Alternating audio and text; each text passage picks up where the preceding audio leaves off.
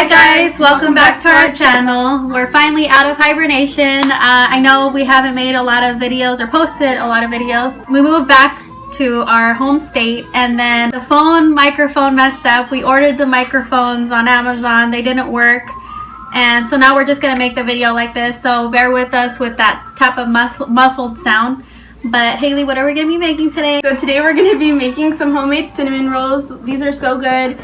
I made them in the past and I just love them so much. So make sure to follow us on Instagram. That's where we share most of our recipes. I know we haven't been posting on YouTube that much. So if you want to see a lot more recipes, some of our future content, go ahead and follow us on Instagram at everyday_gals. And yeah, without further ado, let's get into the video. So what I have here is some water, sugar, and some active dry yeast. And as usual, the measurements will be in the comments and the description box, so make sure to go check that out. But here I have some warm water. Make sure that it's warm but not too hot. And now I'm going to take a teaspoon of some sugar and I'm going to mix it up with the water so that the yeast has something to feed off of. And then we're going to add about 2 teaspoons of some active dry yeast and let it set for 5 minutes to activate the yeast. So while I'm waiting for the yeast, I know I've said it so many times, but I'm going to go ahead and start on the dough. So here I'm using some milk. Here I have some melted butter, 1 egg, and I almost dropped the bowl inside of the standing mixer. Here I have the remaining sugar and some salt. You're going to go ahead and put the whisk attachment on and you're going to go ahead and mix this up. And then we could add some vanilla. And then the yeast mixture that we made at the beginning of the video. Go ahead and add that slowly and let it mix for a little bit. And we're going to take 4 cups of some flour. We're going to start off with 2. And for this part, I actually switched to a paddle attachment. So you're going to take out the whisk. But here I'm using a dough hook, but I actually use a paddle attachment.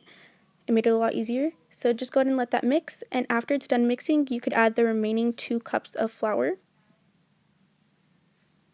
And put that on low so that it doesn't splatter in your face. And this is how the dough should look. And you're going to let this mix for 5 to 7 minutes or until the dough is completely smooth. So after you're done with your dough, you're going to take a bowl and put some oil in it. And then we're going to put our ball of dough into there. Put some oil on the top of the dough. And then we're going to go ahead and put some plastic wrap on the top of the dough and put this somewhere warm for 2 hours or until it's doubled in size. So it's been 2 hours and my cinnamon rolls are done proofing. So here I have some brown sugar, white sugar, and some cinnamon. I'm going to go ahead and mix those up. And then here I have some softened butter. Make sure that it's softened, not melted. And then we're going to go ahead and add that to the sugar mixture. And we're going to go ahead and mix it up until it's fully combined. So I'm going to go ahead and set this aside and start to work on the dough. So here I have my dough, which was proofing for exactly 2 hours. And I'm going to go ahead and put it on a lightly floured surface. Don't put too much flour. You're going to ruin the dough if you do that. And then you're going to roll this out to 15 by 9 inches of dough. I use a tape measure. You don't have to do that. I was just trying to be more precise. Now I'm just going to take a couple scoops of my cinnamon sugar mixture. And I'm going to go ahead and put that all over the dough. And I'm going to spread it out with a silicone spatula. And this part's so satisfying to me. I don't know why. And after you've done that, you're going to go ahead and take the dough right from the top and roll it all the way to the bottom. Be very gentle on this part. You don't want to rip the dough. This dough is very fragile, so make sure to be very careful. And then you're going to cut off the ends. And for some reason, my phone started to overheat, so it wasn't getting all the parts. So basically what I did was I cut this into 14 to 16 rolls, and I put it in a greased baking dish. I'm using like a cake pan, and then I'm covering this with some plastic wrap, and I'm going to go ahead and let this proof for another 2 hours in a warm area. This is how the cinnamon rolls look like after they're done proofing for 2 hours. They double in size, and let me tell you, the aroma that fills the house when you open these, like, it's just so amazing. But what I'm going to do is I'm just going to brush this with some melted butter so that they get really golden on the top, and I'm going to bake these for 30 minutes at 350, and I'll be right back. So now my cinnamon rolls are done baking, and I'm going to start working on the glaze while they cool. So here I have some softened cream cheese and some softened butter, And I'm going to go ahead and try to whip those up with a whisk. You can use your standing mixer if you want.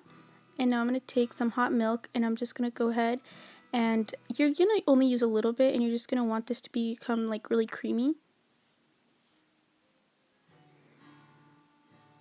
Once you've done that, you're going to add about a cup to a cup and a quarter of some powdered sugar, and you're going to go ahead and stir that until you've formed your glaze.